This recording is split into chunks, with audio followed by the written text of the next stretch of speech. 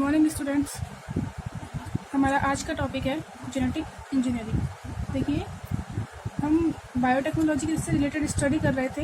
हमने इसका general introduction देख लिया था कि बायोटेक्नोलॉजी का जनरल यूज कैसे हम ह्यूमन वेलफेयर में करते हैं। इसी की इस बायोटेक्नोलॉजी की एक लेटेस्ट ब्रांच है जिसे हमने क्या बोला है, जेनेटिक इंजीनियरिंग। तो जो जेनेटिक इंजीनियरिंग है वो क्या है, आपकी बायोटेक्नोलॉजी की ही ब्रांच है।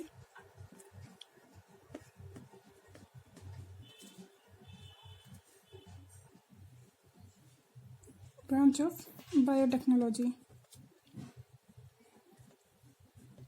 और ये बायोटेक्नोलॉजी कौन सी ब्रांच है? लेटेस्ट ब्रांच है जिसका यूज किस में कर रहे हैं हम? ह्यूमन वेलफेयर में। ह्यूमन की वेलफेयर में हम जो लेटेस्ट ब्रांच यूज कर रहे हैं बायोटेक्नोलॉजी की, वो कौन सी है? आपकी जेनेटिक इंजीनियरिंग। अब देखिए, ये जो जेनेटिक इंजीनियरिंग है, जेनेटिक इंजीनियरिंग में जेनेटिक्स से आपका क्या मतलब है? जेनेटिक मटेरियल, जो कि क्या है आपका? डीएनए और जीन्स। जेनेटिक्स से क्या मतलब हो गया आपका? जेनेटिक मटेरियल, जो कि डीएनए और जीन्स है। अब इस बायोटेक्नोलॉजी में, इस जेनेटिक इंजीनियरिंग में जो हमारे पास जेनेटिक मटेरियल है, डीएनए और आरएनए, इसमें हम क्या करते हैं? मैनिपुलेशन करते हैं। क्या करते हैं इसमें हम? मैनिपुलेशन। तो जेनेटिक इंजीनियरिंग में क्या करेंगे हम? Manipulation. Manipulation in the DNA और जीन्स। देखिए, जो हमारी आज की जो लेटेस्ट टेक्नोलॉजी है, उनसे हमने ये देख लिया है कि डीएनए की स्ट्रक्चर कैसी होती है, डीएनए का स्ट्रक्चर कैसा होता है, इसका रेप्लिकेशन कैसे होता है, डीएनए में जीन्स की जो सीक्वेंस है वो सीक्वेंस क्या है, ये सब हम आज हमें पता है। रिसर्च करके डीएनए की स्ट्रक्चर, उसकी रेप्लिकेशन की प्रोसेस, सीक्वेंस, ये सब हम देख चुके हैं। अब देखिए क्या होता है कि इसी डीएनए की जो स्ट्रक्चर है उसमें क्या करना है? मैनिपुलेशन करना है। क्लियर है? और ये मैनिपुलेशन कैसा होना चाहिए? यूजफुल होना चाहिए, ह्यूमन के लिए हार्मफुल नहीं होना चाहिए। इस मैनिपुलेशन से जो रिजल्ट मिल रहा है आपको, वो कैसा होना चाहिए? बेनिफिशियल रिजल्ट होना चाहिए। तो क्या हुआ, देखिए, genetic engineering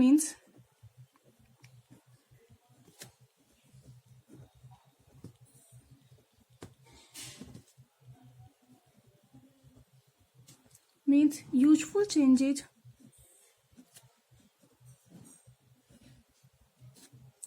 in the inheritance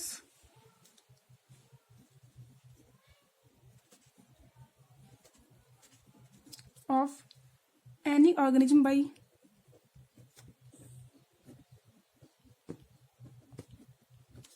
the manipulation of genes.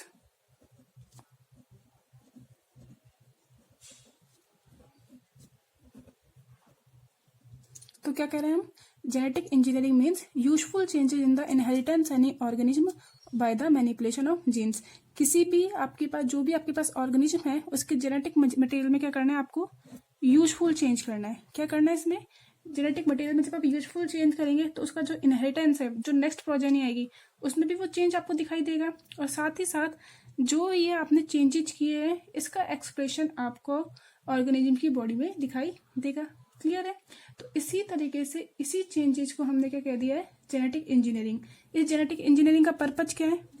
तो देखिए, इसका जो सोल पर्पज है वो क्या है कि आप इनहेरिटेंस की क्वालिटी, जो भी जेनेटिक मटेरियल है प्लांट्स का, उसकी क्वालिटी को क्या करे? इम्प्रूव करे। क्लियर हुआ? तो क्या हुआ पर्पज इसका? देखिए, द पर्पज ऑफ बायोटेक्नोलॉजी या जेनेटिक इंजीनियरिंग का क्या पर्पज रहा है इसका? To improve the quality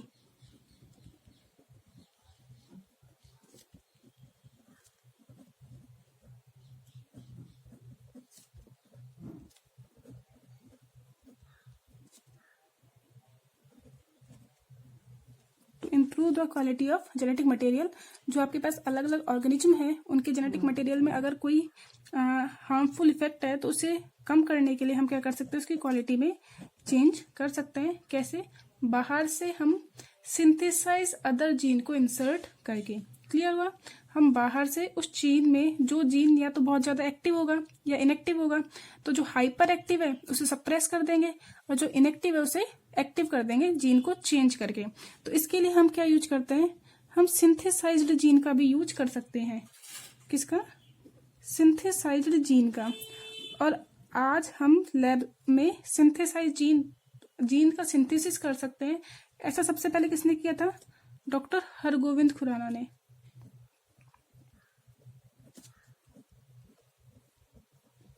doctor Hargovind Khurana ने क्या किया? लैब में एक्सटर्नल मटेरियल से एक जीन का सिंथेसिस किया। तो आज हम आर्टिफिशियल जीन्स बना सकते हैं। क्या बना सकते हैं? Artificial genes. अब देखिए, अगर आप जीन में मैनिपुलेशन करते हैं तो इस तरीके से जो जीन आपको मिलेगा या जो डीएनए आपको मिलेगा उसे हम क्या बोलते हैं? Recombinant DNA.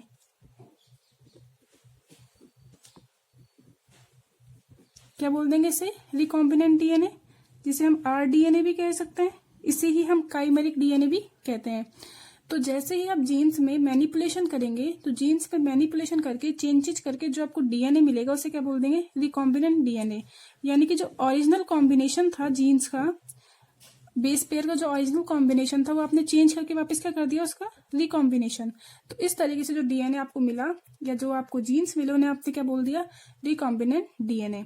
और जेनेटिक इंजीनियरिंग की या बायोटेक्नोलॉजी की वो प्रोसेस जिससे आपको रिकॉम्बिनेंट डीएनए मिलता है उसे क्या बोल देते हैं हम?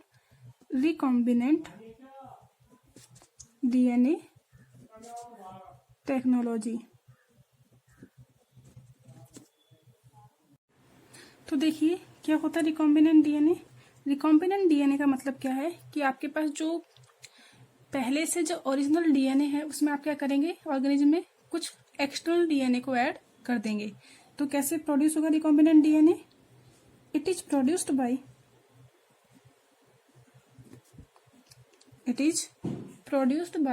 कैसे करेंगे इसको प्रोड्यूस आप? ज्वाइनिंग से, by the joining of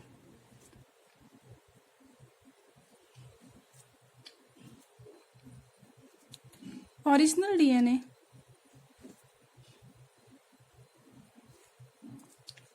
of an organism and external DNA. देखिए रिकॉम्बिनेंट डीएनए में क्या होगा? It is produced by the joining of original DNA और an organism and external DNA. Suppose कीजिए कोई आपके पास ऑर्गेनिज्म है, उसके जेनेटिक मटेरियल हमको पता है डबल स्टैंडर्ड होता है डीएनए और कॉइल्ड होता है ये, ठीक है। अब इसमें से आपके पास कोई पर्टिकुलर जीन का जो सेगमेंट है वो क्या है? हाइपर एक्टिव है या इनएक्टिव है? ये जो पर्टिकुलर सेगमेंट है ये कैसा है आपका? इनएक्टिव। तो सबसे पहले आप क्या करेंगे? डीनेचुरेशन करेंगे। तो जो कॉइल्ड है आप उसको क्या कर देंगे? स्ट्रेट कर देंगे। अब जो ये आपके पास जो जेनेटिक मटेरियल है जो इनएक्टिव है इससे आप चेंज कर देंगे किसी अदर ऑर्गेनिज्म के डीएनए से और इसकी जगह क्या कर देंगे? आप एक्टिव जीन को ट्रांसफर कर देंगे। तो आपने इसमें चेंज कर दिया। तो जो ओरिजिनल जो कॉम्बिनेशन था उसे आपने चेंज कर दिया, इसीलिए क्या बोल दिया इसे? Recombination.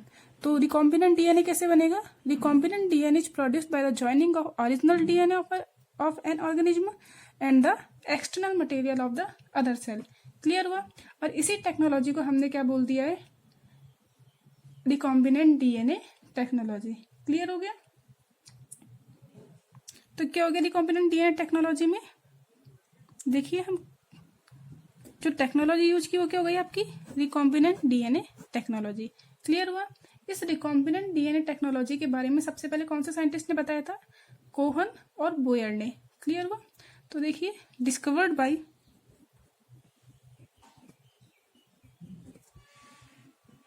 Stanley Cohen and Herbert Boyer.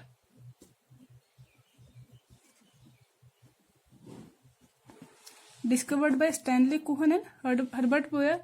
अब देखिए इस चैप्टर में आगे जाके हम क्या पढ़ेंगे? किस तरीके से रिकॉम्बिनेंट डीएनए मिलेगा, किस तरीके से हम रिकॉम्बिनेंट डीएनए ले सकते हैं, साथ ही साथ किस तरीके से हम रिकॉम्बिनेंट डीएनए टेक्नोलॉजी दे सकते हैं। तो अब हमारा जो नेक्स्ट पॉइंट है वो क्या है? इसकी general process of genetic engineering, कि जेनेटिक इंजीनियरिंग में किस तरीके से हमें रिकॉम्बिनेंट डीएनए मिलता है। क्लियर हुआ? तो अब जो हमारा टॉपिक है वो क्या है? जनरल प्रोसेस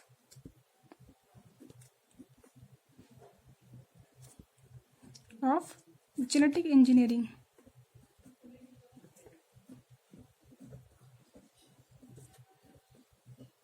इसे हम ऐसे भी कह सकते हैं, जनरल प्रोसेस ऑफ रिकॉम्बिनेंट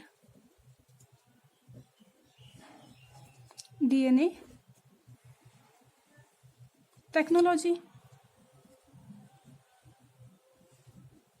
किस तरीके से हमें रिकॉम्बिनेंट डीएनए मिलेगा, इसकी हमें क्या देखनी है, जनरल प्रोसेस। अब देखिए, रिकॉम्बिनेंट डीएनए के बारे में देखने से पहले हमें ये देखना होगा कि सबसे पहले कौन से जीन के सेगमेंट में आपको चेंजेस करना है। हमने यहाँ पे कहा ये पर्टिकुलर जीन, हमें कैसे पता चला ये पर्टिकुलर जीन है, क्योंकि अभी हम पढ़ेंगे ह्यूमन जीनोम प्रोजेक्ट HGP। किसके बारे में पढ़ेंगे हम आगे, जब हमारा धीरे धीरे जब हम आगे चैप्टर में आगे बढ़ेंगे तो हम देखेंगे हमारे पास एक टॉपिक आएगा HGP, जो कि क्या है, ह्यूमन जीनोम प्रोजेक्ट। यानी कि ह्यूमन में हमने जीन्स के सीक्वेंस को देख लिया है। क्या देखा है हमने, ह्यूमन में जीन्स के सीक्वेंस को देख लिया है, और कौन सा पर्टिकुलर जीन कौन से पर्टिकुलर कैरेक्टर के लिए रेस्पॉन्सिबल है ये भी हमें पता चल गया है। क्लियर है। तो देखिए किन किन स्टेप्स को हम फॉलो करते हैं इसके लिए, इसे हम फिर डायग्राम भी देखेंगे, मैं आपको एक इसका समराइज डायग्राम भी बताऊंगी, लेकिन पहले हम स्टेप्स देखते हैं कौन कौन से स्टेप्स हमें लेने हैं। देखिए, सबसे पहले आपको आइडेंटिफिकेशन करना है। किसका आइडेंटिफिकेशन करना है, जीन का, कि कौन से जीन का सेगमेंट है जिसको आपको चेंज करना है, उसको आपको आइडेंटिफाई करना है, और इसको बाद में क्या करना है, आपको isolate. Identification gene of the gene and the isolation of the desired gene. Desired gene से क्या मतलब है, जिसका आपने चेंजेस करना है, जिसके जेनेटिक मटेरियल को आपको चेंज करना है। जैसे ही आपने इसको आइडेंटिफाई कर लिया, इसका आइसोलेशन कर लिया, उसके बाद जो नेक्स्ट प्रोसेस है आपकी वो क्या हो जाएगी, आप इसे चेंज करेंगे और किसी दूसरे एनिमल में या किसी दूसरे एनिमल सेल में ट्रांसफर करेंगे। तो ट्रांसफर करने के लिए आपको किसकी नीड होगी, वेक्टर की। किसकी नीड होती है, वेक्टर की। ये वेक्टर क्लोनिंग में हेल्प करता है, इसीलिए इसे हम क्लोनिंग वेक्टर भी कह सकते हैं। अब जो वेक्टर है, अब हमारे पास बहुत सारे टाइप के वेक्टर है, तो इनमें से कौन सा वेक्टर हम यूज करेंगे, तो हम नेक्स्ट प्रोसेस क्या है हमारी, सिलेक्शन ऑफ द वेक्टर, कि हमें कौन सा वेक्टर सेलेक्ट करना है वो देखेंगे। जैसे आपने वेक्टर सेलेक्ट कर लिया, वेक्टर क्या एक टाइप का आपका जेनेटिक मटेरियल है, डीएनए ही है। जनरली जो वेक्टर हम यूज करते हैं वो कौन सा होता है, प्लाज्मिड। हम इन सारे प्रोसेस को डिटेल्ड स्टडी करेंगे। बस मैं आपको एक आउटलाइन आइडिया बता रही हूँ कि कैसे हम जेनेटिक इंजीनियरिंग की प्रोसेस को कंप्लीट करते हैं। तो सबसे पहले आपने जीन को आइडेंटिफाई कर लिया, उसे आइसोलेट कर लिया। उस जो आइसोलेट जीन का जो सेगमेंट है, सपोज कीजिए एक सेगमेंट आपने निकाल लिया, इस सेगमेंट को आप क्या करेंगे, किसी अदर सेल में इंसर्ट करेंगे उसके जेनेटिक मटेरियल में। तो किस सेल को आप यूज करेंगे, किसका आप वेक्टर यूज करेंगे, उसे सेलेक्ट कर लिया। सेलेक्ट करने के बाद वेक्टर में उस डिजायर्ड जीन को आप क्या कर देंगे, इंसर्ट कर देंगे। क्या कर देंगे, वेक्टर में उस डिजायर्ड जीन को इंसर्ट कर देंगे। और जैसे ही आपने दोनों को ज्वाइन कर दिया, तो दोनों के ज्वाइनिंग से क्या मिल जाएगा, आपके पास रिकॉम्बिनेंट डीएनए का फॉर्मेशन हो जाएगा। जैसे आप ज्वाइनिंग करेंगे, इंसर्शन करेंगे किसका, वेक्टर का और डिजायर्ड जीन का, तो क्या मिल जाएगा, आपको रिकॉम्बिनेंट डीएनए मिल जाएगा। अब जैसे ही आपको ये रिकॉम्बिनेंट डीएनए मिला, इस रिकॉम्बिनेंट डीएनए का आप क्या करेंगे, मल्टीप्लाई, इसके नंबर को आप इंक्रीज करेंगे। और इंक्रीज करने के लिए आप किसी होस्ट सेल में इस रिकॉम्बिनेंट डीएनए को इंसर्ट करेंगे। और जैसे ही आप मल्टीप्लिकेशन के लिए होस्ट सेल में रिकॉम्बिनेंट डीएनए को इंसर्ट करेंगे, तो जैसे ही होस्ट सेल अपने आप को रिप्रोड्यूस करेगी, सेल डिवाइड करेगी। और जब सेल डिवाइड करती है, तो हमें ये भी पता है कि इंटरफेज में जो जेनेटिक मटेरियल है वो अपने आप की कॉपी करता है, रेप्लिकेशन करता है। तो जैसे जैसे सेल डिवाइड करेगी या ऑर्गेनिज्म रिप्रोड्यूस करेगा, तो वैसे वैसे आपके डिजायर्ड जीन की कॉपीज भी बनती जाएगी। क्लियर हुआ। अब उसके बाद क्या करना है आपको, जो भी आपका रिकॉम्बिनेंट डीएनए है, इस रिकॉम्बिनेंट डीएनए को क्या करना है, आपको आइडेंटिफाई करना है, और साथ ही साथ क्या करना है, इसका एक्सप्रेशन भी करना है। क्लियर हुआ। तो सबसे पहले आप जेनेटिक मटेरियल को देखेंगे, उसे आइडेंटिफाई करेंगे, उसे आइसोलेट करेंगे, उसके बाद वेक्टर चूज करेंगे, वेक्टर को चूज करने के बाद वेक्टर के साथ साथ डिजायर्ड जीन को इंसर्ट कर देंगे और इसको मल्टीप्लिकेशन करके उसको आइडेंटिफाई करेंगे और लास्ट में क्या करेंगे, एक्सप्रेशन का मतलब है जो भी आपने चेंजेस किए हैं उसके बाद ये प्रॉपर आरएनए फॉर्म करके डीएनए आरएनए बनाएगा और आरएनए क्या बनाती है, प्रोटीन। तो क्या ये प्रोटीन फॉर्म कर पा रहा है या नहीं, प्रोटीन का जो फॉर्मेशन है उसे ही हम क्या बोलते हैं, expression of the gene. Clear हुआ। तो देखिए इसके प्रोसेस को हम डायग्राम से देखते हैं। देखिए इसको डायग्राम से देखने के लिए हमारे पास किसी ऑर्गेनिज्म का डीएनए है, ठीक है, double stranded DNA, coil DNA. इसमें हमारे पास एक सेगमेंट है, ये जो सेगमेंट है डीएनए का ये हमें चेंज करना है। इस जो ओरिजिनल डीएनए है इसको चेंज करके हमें क्या करना है, किसी अदर जीन में इंसर्ट करना है, ठीक है।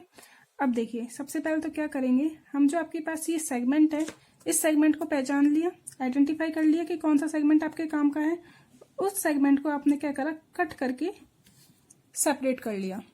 क्लियर है। कैसे कट करेंगे, कैसे सेपरेट करेंगे उसके बारे में अभी हम देखेंगे। आपने इसे क्या कर लिया, सेपरेट कर लिया, ठीक है। अब इसको आपको क्या करना है, किसी अदर ऑर्गेनिज्म के जेनेटिक मटेरियल में इंसर्ट करना है और जिसमें आप इंसर्ट करेंगे वो क्या होता है, वेक्टर। देखिए वेक्टर के लिए जनरली हम किसको यूज करते हैं, प्लाज्मिड को। किसको यूज करते हैं, प्लाज्मिड। जब आपने बैक्टीरियल सेल पढ़ी होगी तो आपने प्लाज्मिड के बारे में भी पढ़ा होगा कि प्लाज्मिड कैसे काम कर रहा है एज ए वेक्टर। जो प्लाज्मिड है ये प्लाज्मिड क्या होता है, बैक्टीरियल सेल का एक्स्ट्रा डीएनए होता है। क्लियर है। किसी सेल में, बैक्टीरियल सेल में प्रेजेंट हो भी सकता है और नहीं भी हो सकता, और ये डबल स्टैंडर्ड सर्कुलर डीएनए होता है, ठीक है। अब इस जेनेटिक मटेरियल को हमें इस वेक्टर में, आपने आइडेंटिफाई कर लिया कि वेक्टर क्या काम में लेना है हमें, प्लाज्मिड। तो पहली प्रोसेस क्या हो गई, सेपरेट कर लिया आपने। हम देखेंगे सेपरेशन के लिए हम रेस्ट्रिक्शन एंडोन्यूक्लिएज यूज करते हैं। एक एंजाइम है जिसका नाम है रेस्ट्रिक्शन एंडोन्यूक्लिएज, उसे हम यूज करते हैं। देखिए धीरे धीरे प्रोसेस आगे सारी आएगी। पहले मैं आपको एक आउटलाइन आइडिया दिखा रही हूँ। तो हमने क्या किया, जीन को सेपरेट कर लिया। दूसरा क्या किया आपने, वेक्टर को सेलेक्ट कर लिया कि हाँ मुझे वेक्टर के फॉर्म में किसको यूज करना है, प्लाज्मिड को। फिर हमने क्या करना है कि इन दोनों को क्या करना है, आपको इंसर्ट करना है और इंसर्ट करके आपको क्या करना पड़ेगा, देखिए